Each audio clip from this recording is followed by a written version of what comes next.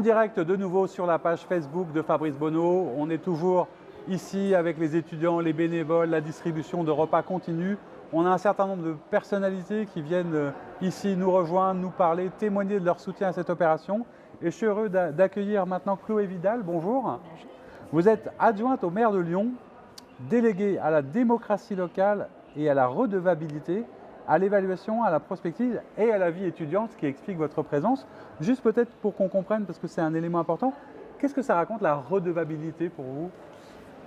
Avec ce nouveau mandat, avec Grégory Doucet, l'idée c'est vraiment de travailler à une transition démocratique aussi, donc pour nous conduire vers la transition écologique. Et l'idée de la transition démocratique, c'est l'idée de renouveler nos pratiques, évidemment de démocratie locale, et en particulier d'être très vigilant sur notre transparence en termes d'action, en fait. Donc l'idée c'est d'assurer vraiment une transparence de l'action politique locale, de son financement. Et donc c'est un des axes forts de ma délégation. De rendre des comptes quelque part et d'expliquer systématiquement à la fois les procédures, les processus, c'est ce que vous êtes en train de faire. D'informer au maximum, et c'est aussi une manière d'embarquer les Lyonnaises et les Lyonnais. C'est une manière de raconter une nouvelle histoire aussi dans la conception de la politique. Alors je disais, vous êtes en charge de la délégation de la vie étudiante, donc évidemment, naturellement, vous aviez envie aussi d'être présent aujourd'hui. Quelle est l'action de la ville de Lyon, alors à la fois dans cette opération, mais plus globalement sur la situation, j'allais dire, des étudiants? Comment est-ce que vous avez essayé d'aider, de participer, de regarder ce qui se passait? Alors depuis le début de ce mandat, avec la métropole de Lyon, avec qui on partage un service commun, donc vie étudiante, enseignement-recherche, enseignement supérieur et recherche, on poursuit les efforts évidemment qui ont été menés jusqu'à présent pour lutter contre la précarité et l'isolement des jeunes. Mais avec la crise, vous savez, la situation s'est malheureusement exacerbée, et donc on est confronté à une augmentation de la précarité, une grande précarité chez les jeunes. Il y a 5% selon les chiffres du rectorat de personnes qui sont en situation de grande précarité, en particulier des étudiants étrangers, des étudiants en rupture familiale, et on m'a dit ce matin qu'effectivement c'était aussi... Il y avait de tous les pays, ouais, c'est clair.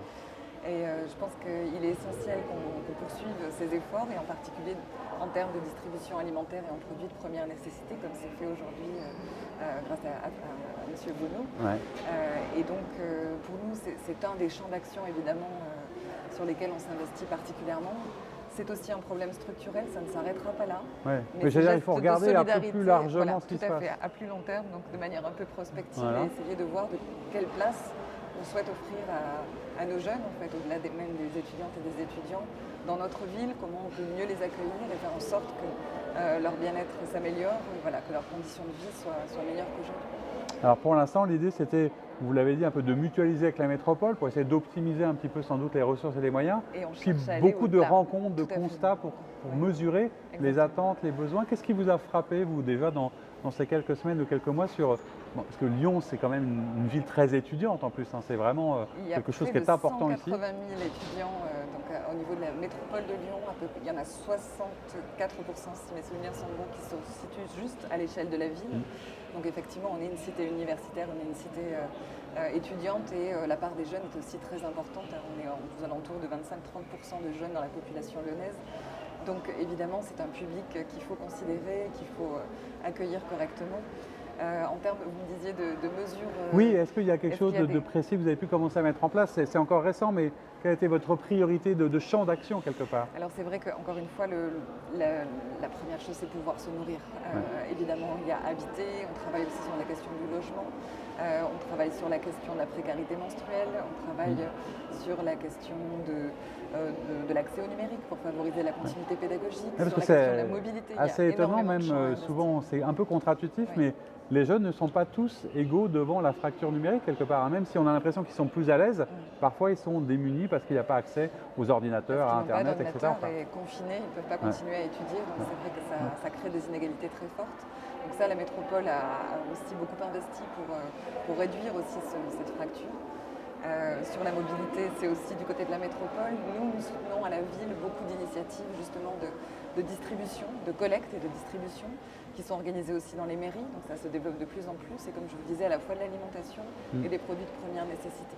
Ce qu'on a fait un peu aujourd'hui. Exactement, tout à fait. Donc ça, ça a vraiment été la première urgence de toute façon, c'est permettre aux étudiants qui ne peuvent plus accéder aussi au restaurant universitaire. Le Crous propose bien un repas à 1 €, voire 2 repas par jour à 1 €.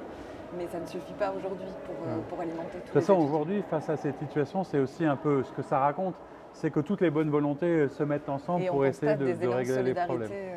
Vraiment, ça c'est quelque chose à la chaîne de la ville qui est vous vraiment tient à cœur. rassurant. En fait. Bon, Voilà. écoutez, en tout cas, c'est important que vous ayez pu venir nous le dire. Merci Merci de d'avoir votre consacré un moment dans votre agenda très chargé. Puis on suivra votre activité pour voir les mesures après.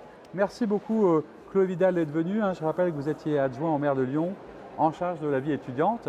Quant à nous, je vous dis à très bientôt pour un nouvel invité, toujours ensemble, unis pour nos étudiants. À tout à l'heure.